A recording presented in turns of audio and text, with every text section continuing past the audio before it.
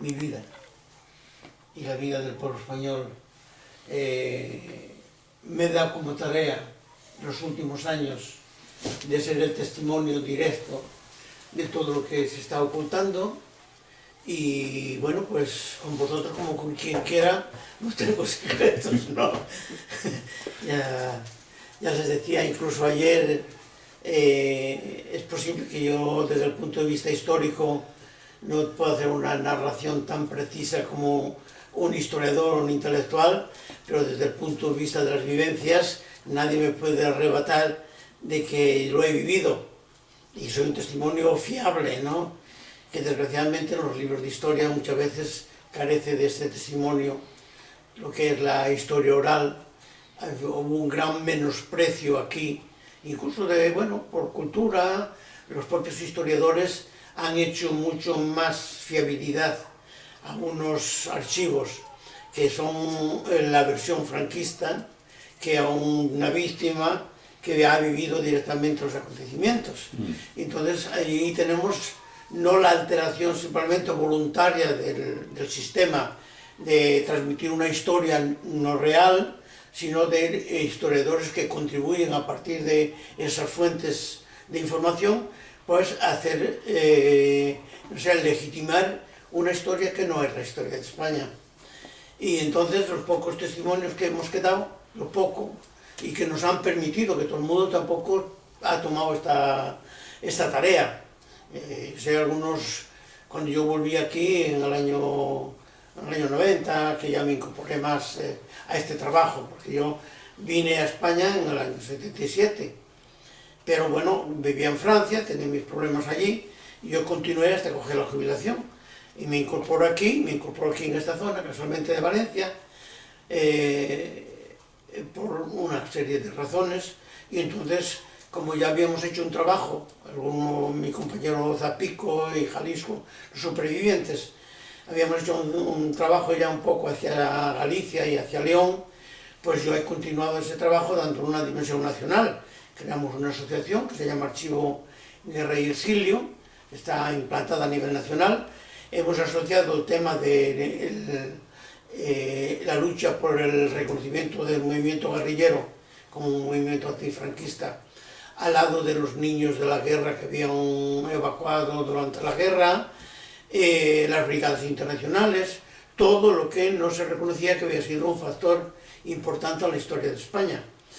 Y a partir de ahí pues empezamos a hacer una serie de tareas a nivel nacional y yo no olvidé la parcela de Galicia y de León, que era mi zona, ¿no? Con Manor Zapico y con Jalisco mientras vivieron. Y luego después pues, me quedé solo.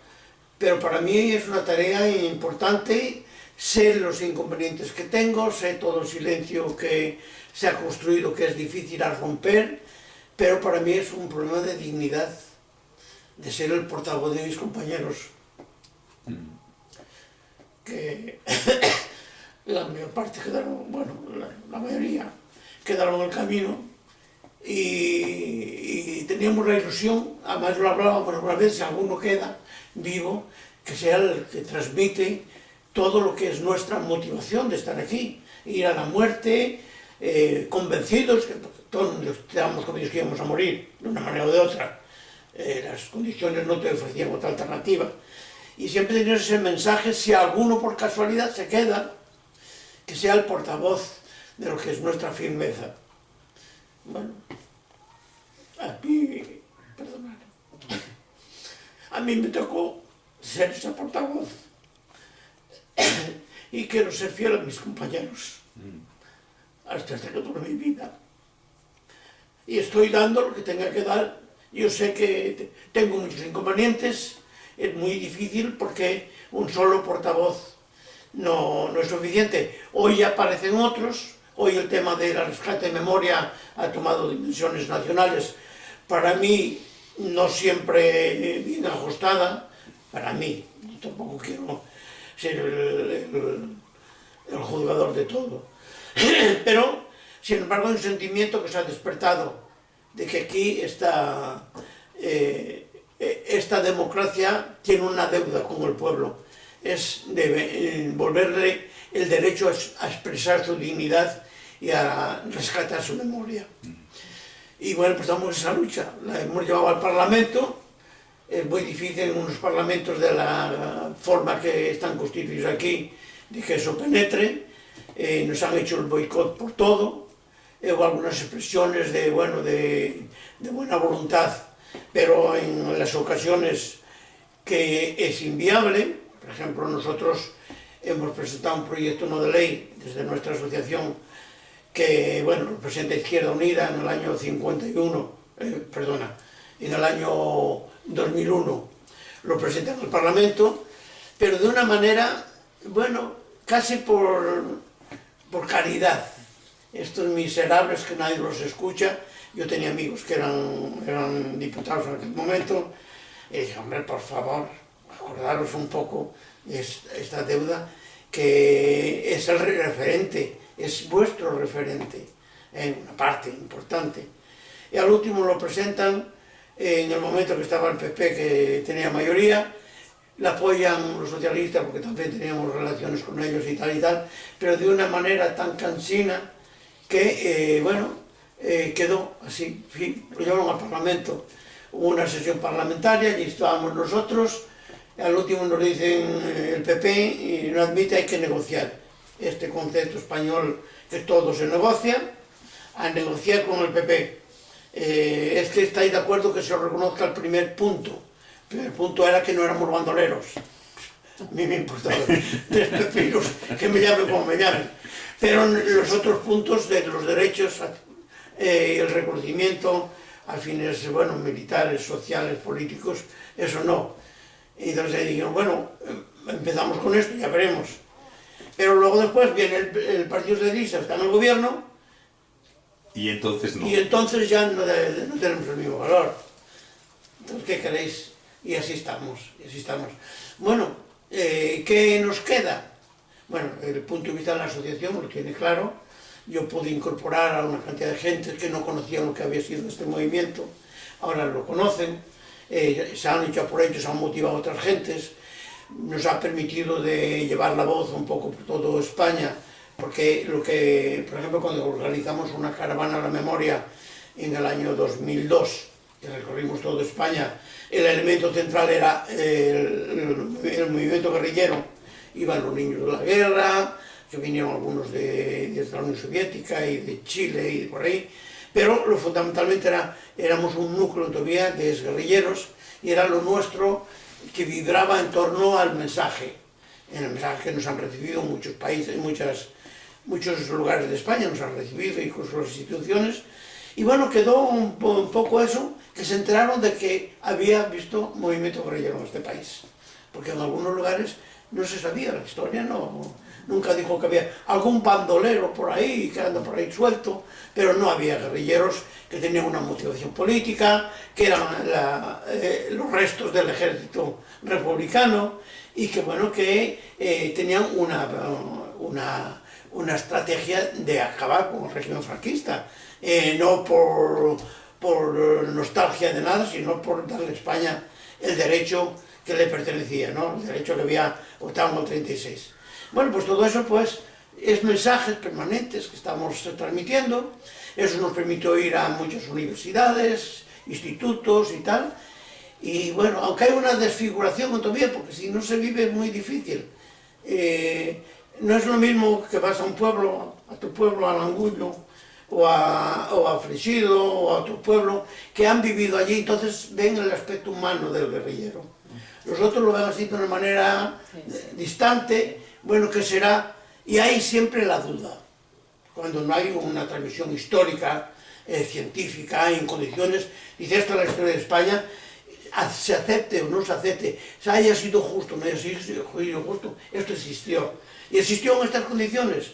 Entonces, cualquier universitario, no hace falta que vaya Kiko, que vaya nadie a decírselo, porque ya lo tienen textos verídicos.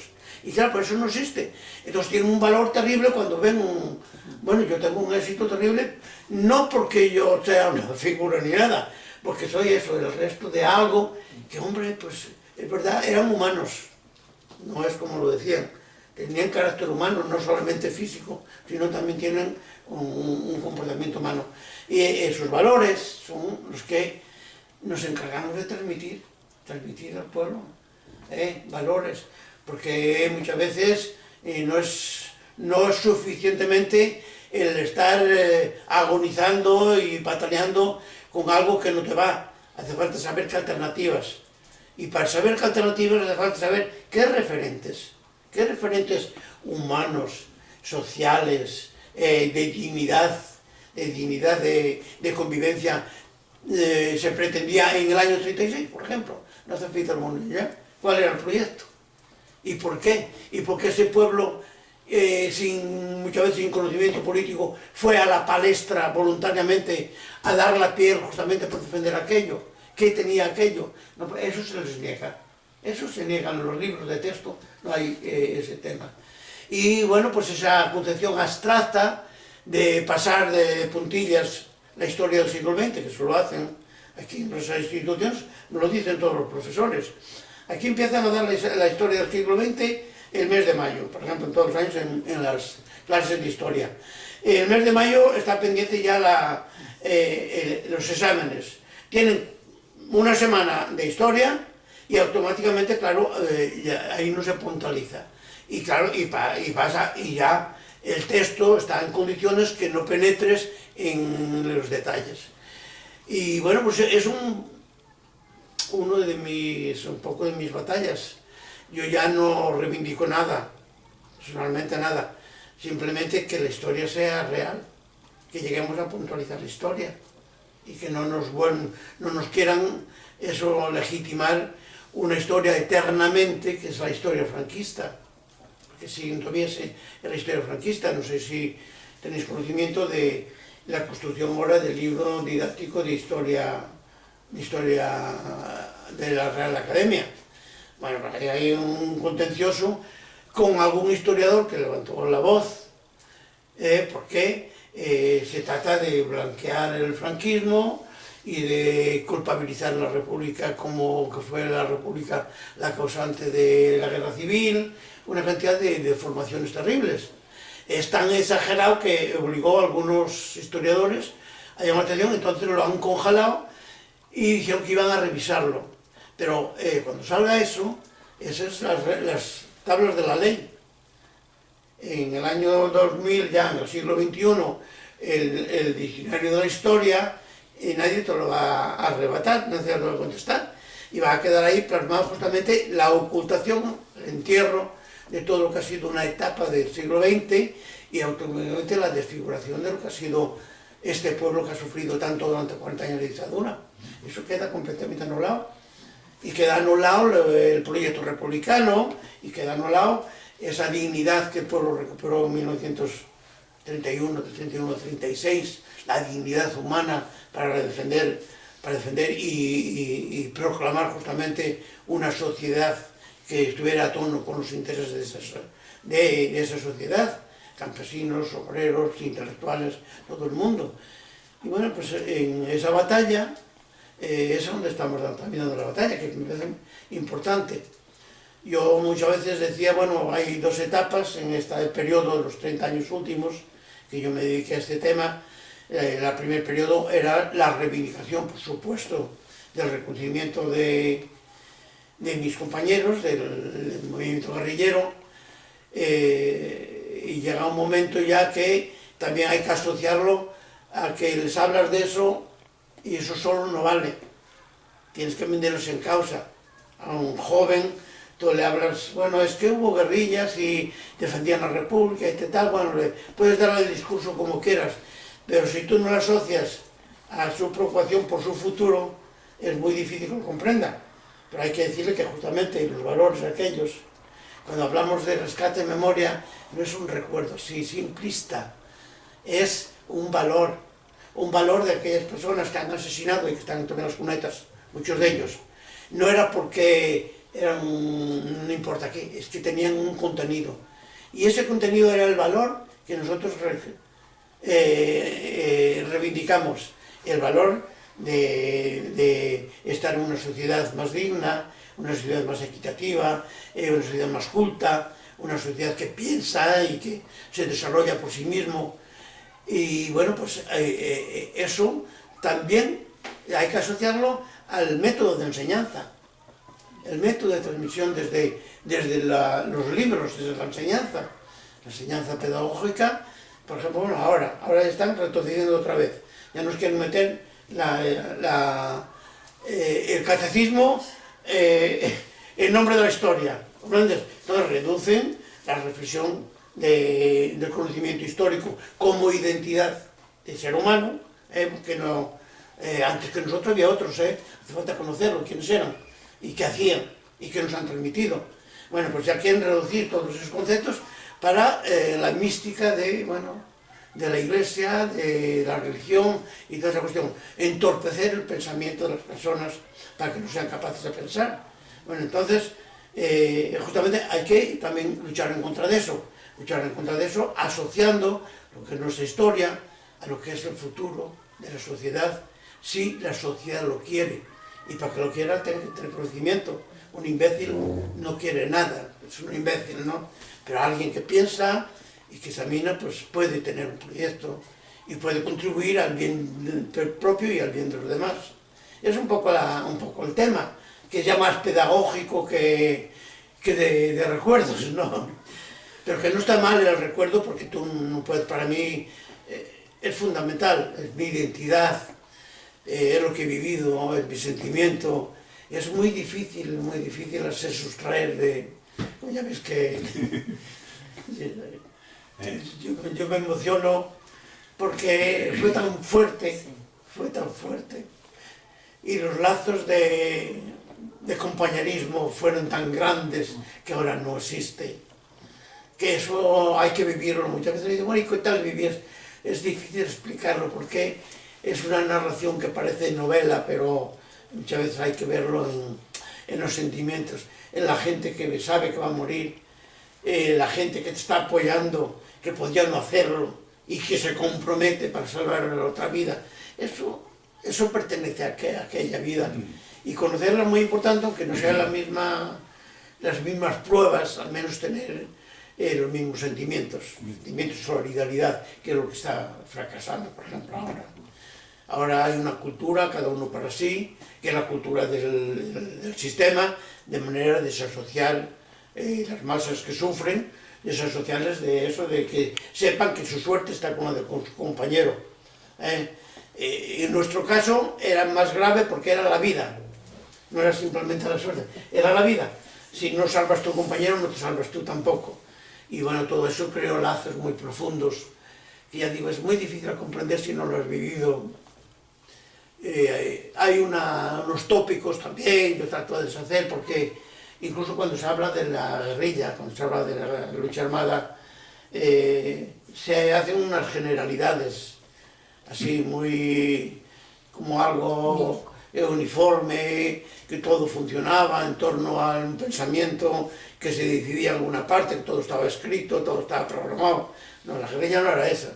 La guerrilla en España fue una espontaneidad del pueblo, con su identificación con la República, era así, tú lo sabes, tu familia, y la mía y la de todo el mundo, y automáticamente te están quitando lo que te está dando el porvenir, que era la República. Bueno, el sistema de libertades. Y entonces te lanzas, no te hace falta consignas, no te hace falta ideología, te hace falta que has comprendido lo fundamental, lo que decíamos anteriormente, esa conciencia de clase que tienes, que sabes dónde está lo tuyo. Y eso te moviliza. Nadie te viene a sacar de casa, no, vas tú, para defender eso. Y eso fue la guerrilla. Pero también en el oportunismo político de algunos partidos, o de todos los partidos de izquierda, tienen tendencia a desfigurar justamente ese movimiento tal como ha surgido y se ha desarrollado, sobre todo allí, sobre todo aquella parte que tiene características específicas, con un concepto oportunismo de decir que casi fue el invento del Partido Comunista o del Partido Socialista, la guerrilla. Y yo digo que no, eso ha sido lo que fue la espontaneidad de un pueblo que se identificaba con la República. Y después se estructuró, por ejemplo, yo he vivido la estructura de la guerrilla, de la Federación de Guerrillas, luego después del Ejército Guerrillero, que fueron 2 etapas, y se estructuró en función al pensamiento y a la experiencia local, autóctona. no consignas de nadie. Y desgraciadamente cuando ha tenido cierta preponderancia el tema de que se desarrollaron movimientos guerrilleros en otras partes de España de una manera ya creada artificialmente, y digo artificial porque fue desde una voluntad ya de partidos políticos, pues ha fracasado justamente porque ya perdió las esencias de algo que estaba vinculado con el pueblo, un pueblo que era plural, un pueblo que no pertenecía a un partido político determinado, el pueblo pertenecía a todos los partidos políticos, pertenecía al Frente Popular. Y cuando tú quieres darle unos tildes muy partidistas, automáticamente desasocias una parte del pueblo. Y eso es lo que pasó. Desgraciadamente yo soy comunista, creo que lo sabíais ya. Pero siendo comunista tengo esa posición crítica. En la segunda parte del libro, si lo habéis leído, veréis. Bueno, y todavía me quedan muchas cosas, porque no se supone. Por no ir muy profundamente, que no se me tilde de renegado. Así, prefiero no ser renegado y aportar reflexiones. Siempre quedará algo para... pero ha sido eso. Y entonces luego después también, desde ese ángulo, que es verdad que el Partido Comunista, al menos teóricamente estuvo apoyando aquello, pero claro, cuando quiere controlarlo, todo lo que puede ser positivo del apoyo, porque apoyar es una cosa, controlarte y determinar lo que tienes que hacer ya es otra. Entonces automáticamente ha fracasado, fue un fracaso. Y luego después hay una especulación. Como hay un fracaso, no se quiere reconocer y es el mayor contribuyente al silencio. O sea que yo digo, al fin y al cabo Franco nos llamaba bandoleros, pero reconocía que existíamos allí. El Partido Comunista, a partir del 52, nos borra de la nómina. Y ya no existimos. Y eso se refleja en la transición. Normal. Se refleja en la transición. No hubo ninguna reivindicación de la parte, puesto que fue el partido que estuvo animando durante cierto tiempo de que el movimiento guerrillero, la vanguardia y tal, hay que ver los mundos obreros de aquella época. Luego después, ¿qué pasó con eso?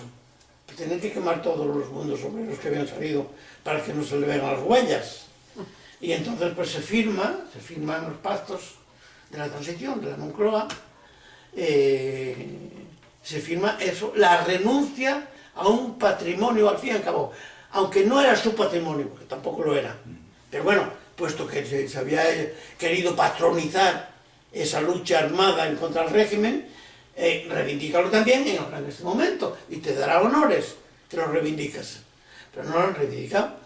Y han contribuido al silencio y al olvido y a que se nos trate eso, pues, peor que antes.